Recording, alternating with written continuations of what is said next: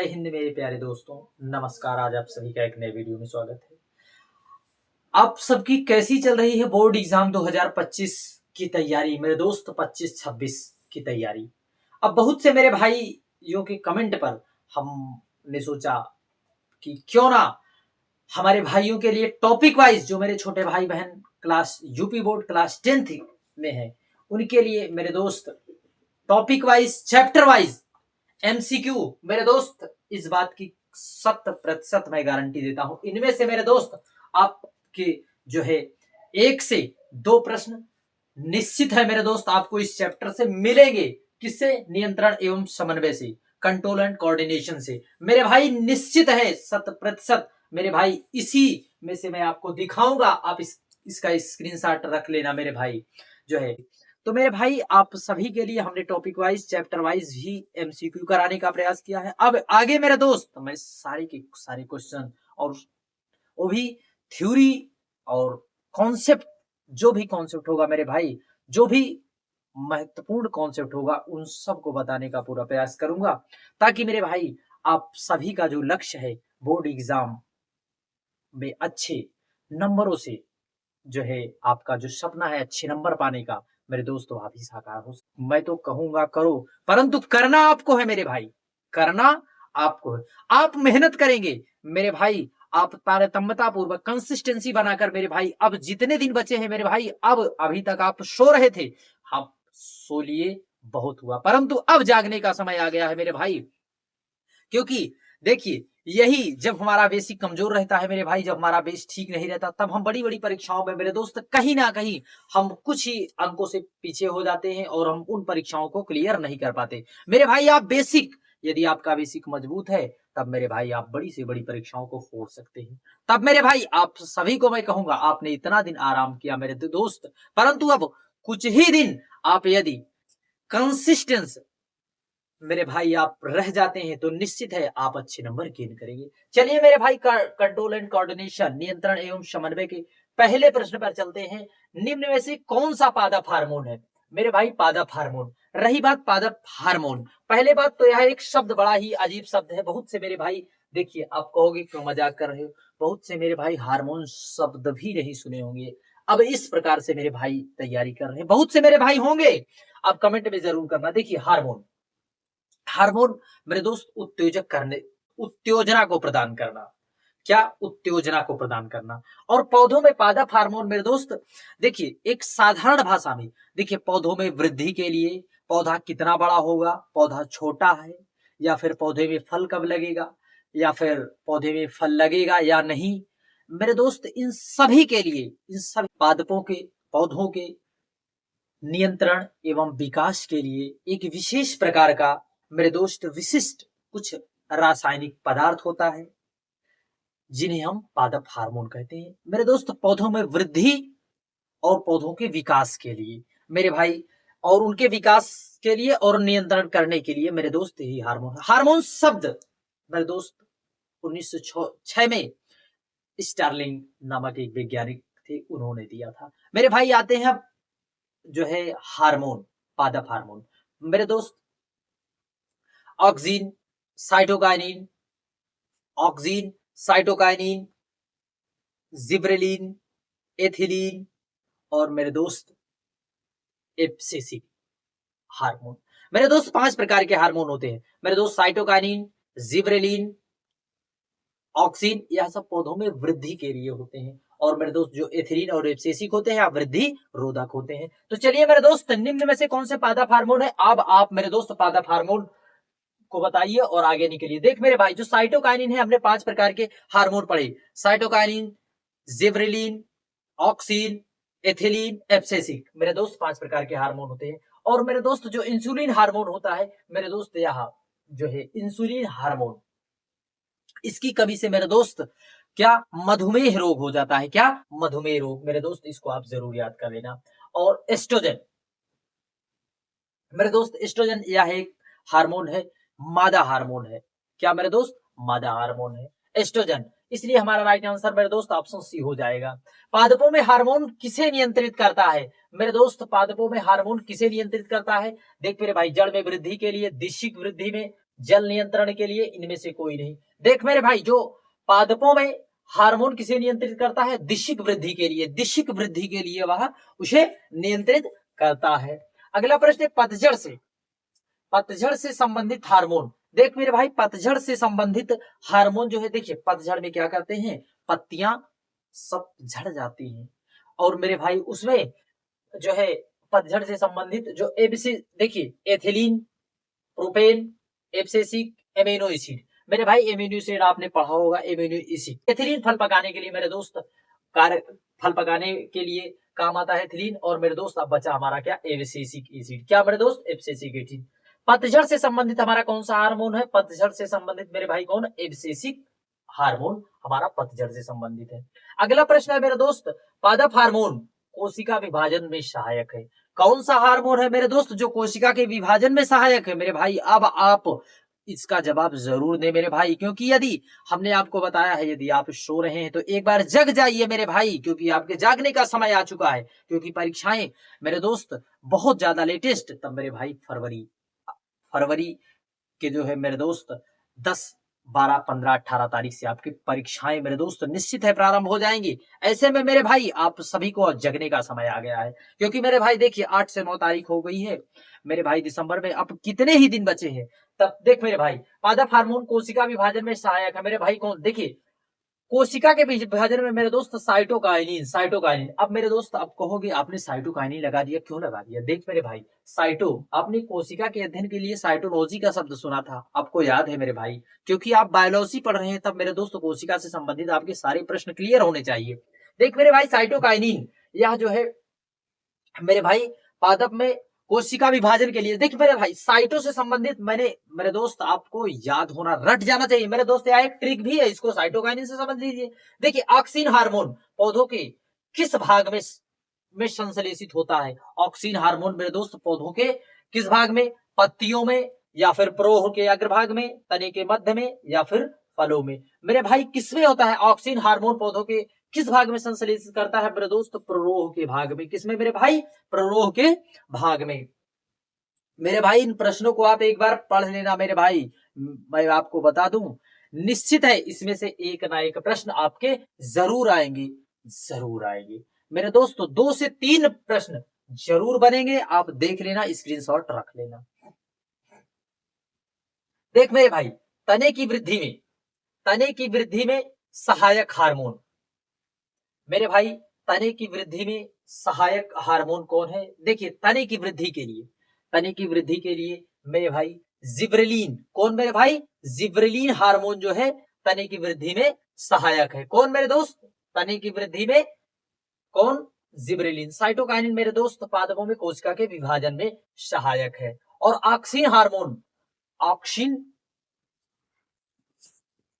अगला प्रश्न है मेरे भाई, बिना निषेचन के देखिए बीज रहित फल प्राप्त किए जा सकते हैं। मेरे भाई बीज रहित फल किस प्रकार से प्राप्त किए जा सकते हैं? किस हार्मोन की मदद से मेरे भाई?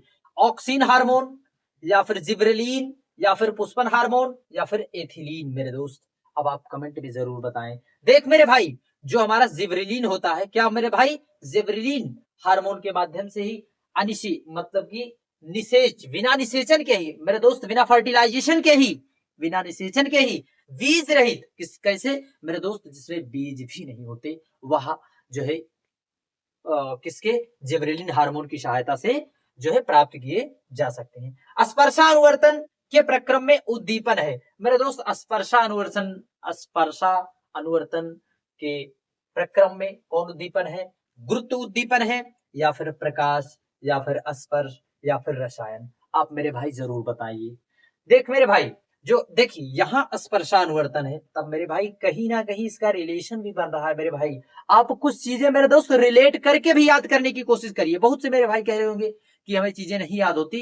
मेरे भाई चीजों को रिलेट करना भी सीखिए, क्योंकि रिलेट करके यदि आप चीजों को याद करते हैं तो आपको चीजें जल्दी याद हो जाती हैं, और आप काफी लंबे समय तक भी उसे याद कर सकते हैं। रिलेट करके चीजों को याद करना मेरे भाई। देखिए पौधों के कौन सा भाग धनात्मक जलानुवर्ती प्रदर्शित करता है? मेरे भाई धनात्मक जलानुवर्ती जड़ करता है, तना करता है, शाखा करते हैं या फिर पत्तियां। मेरे भाई पौधों के कौन सा भाग धनात्मक जलानुवर्ती करता है मेरे भाई? कौन? जड़। कौन करता है मेरे भाई? जड़ करता है। अगला प्रश्न है मेरे दोस्त, रीढ़ की हड्डी किसकी रक्षा करती है मेरे भाई? रीढ़ की हड्डी किसकी रक्षा करती है? पेट की रक्षा करती है या फिर मस्तिष्क की या फिर सभी? मेरुरज्जु की। मेरे भाई जो हमारी रीढ़ की हड्डी होती है यह स्पाइनल कॉर्ड मेरे दोस्त मेरुरज्जु, मेरुरज्जु की जो है रक्षा करती है। किसकी मेरे भाई? मेरुरज्जु की रक्षा करती है, स्पाइनल कॉर्ड की। अब मेरे भाई अगला प्रश्न है, तंत्रिका ऊतक किस एक संगठित जाल से बना हुआ है मेरे भाई? क्या है? कोशिका से बना हुआ, कोशिका से बना, सिरा से या फिर पेशी से? मेरे भाई जो एक न्यूरॉन होता है, आप जानते हो कि न्यूरॉन कोशिका विभाजन इसमें मेरे दोस्त सबसे लंबी कोशिका होती है, परंतु मेरे भाई इसमें कोशिका विभाजन कम मात्रा में होता है। इसलिए मेरे भाई आप थोड़ा तनिक प्रैक्टिकल में आ जाइए अपनी जो है रियल लाइफ में। जब मेरे दोस्त हम कहीं जाते हैं, चौराहा आदि, कोचिंग आदि, मेरे दोस्त अपने घर में बाइक निकाल लेते हैं। क्या निकालते हैं मेरे भाई? बाइक। और मेरे दोस्त ऐसे बालों को लहराते हुए मेरे भाई आप चल देते हैं बिना हेलमेट लगाए। और जब ट्रैफिक पुलिस आपको देख लेती है तब मेरे दोस्त कहीं ना कहीं आपका 2000, 3000 या फिर 4000 का किसी कागज की अपूर्ण होने पर मेरे भाई आपका चालान काट देती है, और विशेष रूप से हेलमेट पर चालान काट देती है। मेरे भाई अब आप सोच रहे होंगे गाड़ी मेरी, पैसा मेरा, सब कुछ मेरा, परंतु मेरे दोस्त यहाँ जो है ट्रैफिक पुलिस हमारा चालान क्यों काट देती है मेरे भाई? क्योंकि उन्हें पता है भली भांति से कि मेरे भाई यदि आप यात्रा करते किसी समय दुर्घटना दुर्भाग्यवंश, पहली बात तो दुर्भाग्यपूर्ण स्थिति ना आवे, यदि संयोग और दुर्भाग्यवश मेरे दोस्त आप किसी ना किसी से टकरा ही गए मेरे भाई, तब यदि आप हेलमेट पहने हैं मेरे भाई तब जो है आपके जो है सिर में चोट नहीं आएगी मेरे दोस्त। क्योंकि आप जानते होंगे, पढ़ते हैं मेरे भाई कि जो कोशिका विभाजन इसमें लेश मात्र का होता है, नाम मात्र का, केवल ना के बराबर होता है मेरे भाई कोशिका विभाजन। इसलिए मेरे दोस्त